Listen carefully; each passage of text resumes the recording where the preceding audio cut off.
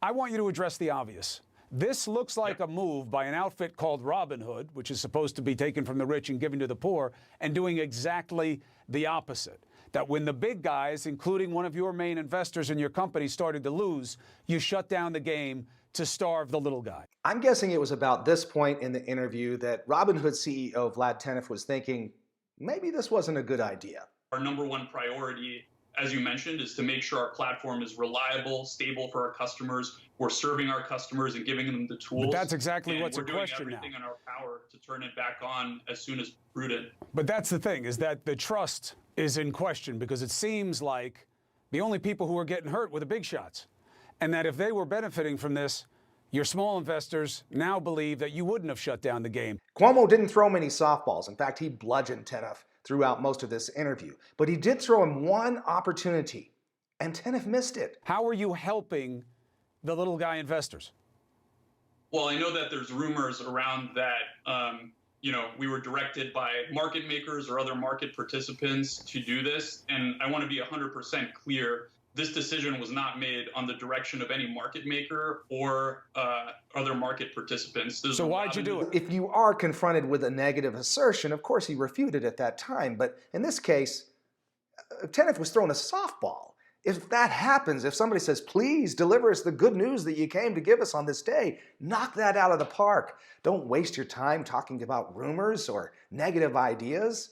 It just didn't look like Tenev was really ready to walk into the lion's den here. And again, you don't have to go in front of the media in the midst of a PR storm.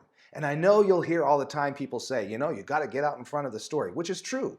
You don't want to let the story control you, but there are other ways of getting your message out. So in this case, Robinhood understood that the public perceived their actions in a negative light. And when you or your organization has been cast in the role of a bad guy, you have to step back and say, why have we been cast in the role of a villain?